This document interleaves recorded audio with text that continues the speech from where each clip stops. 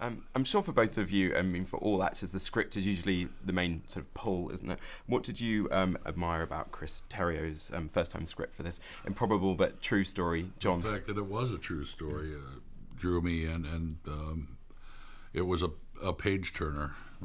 How fast I turn the pages determines a lot how much I want to tell the story, and I was really drawn into this. That's exactly it. It's for any actor, if you can go through a script and really be able to visualize as you're reading it how it would be as a movie, and if you're excited about it, if it affects you and resonates, then you got to be a part of it. And what did you remember from the period yourself? Were you watching the news at the time? I just remember it felt like somebody was standing on my chest the whole time. It was very frustrating that another country was controlling our political destiny, and it was pretty scary because we didn't know what was going to happen next. It just went on for such a long time. I do remember just vaguely that Canada helped to arrange the escape of 6 Americans out of Iran. And then it quickly refocused on the 50 hostages who were still in Iran, and rightfully so. And it wasn't until the Wired magazine article came out in the late 90s that we started to understand the depth of the Argo story. And can you just fill me on who you play in the movie and how your character fits in? I play a character who really existed named John Chambers. He was the first makeup artist to win an Academy Award in 1969. He also did work for the CIA, helping Ben's character, Tony Mendez, exfiltrate people from foreign countries who'd gotten in trouble. He was a very well-respected makeup artist and apparently lived a double life working for the Central Intelligence Agency as a civilian operative.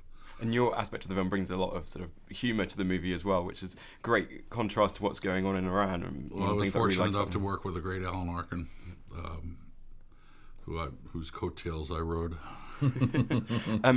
Were there, I mean, to some degree, you're poking fun at Hollywood in some ways, aren't you?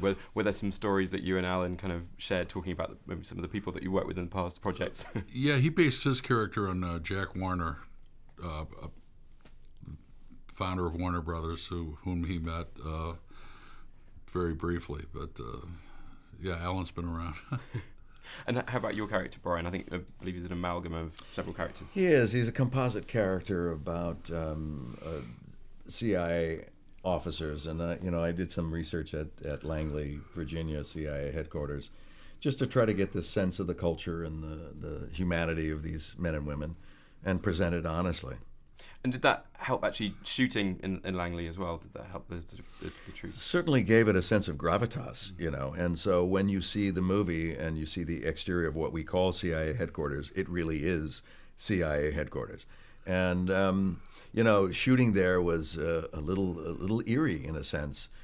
We had to turn all our phones off, everything, and CIA police would come around and what happened? And Grant Heslov left his iPad on, and they came over and pointed, and you're still transmitting, and he's like nervously turning it off, and it was interesting because they knew exactly what devices, what kind of device, and where they were transmitting from. So it's in a way it made me feel good that they're on top of things. That's good. Okay, good. Yeah. And Ben Affleck not only stars in the movie, but it's also directed, obviously, his third movie. What did you admire about his sort of feel for this material? I admire his preparation and his gift of storytelling. His preparation was richly detailed and built well cast. He hires well and delegates authority well, and built up an atmosphere of trust and camaraderie on the set. And he really he has such a passion for the subject matter.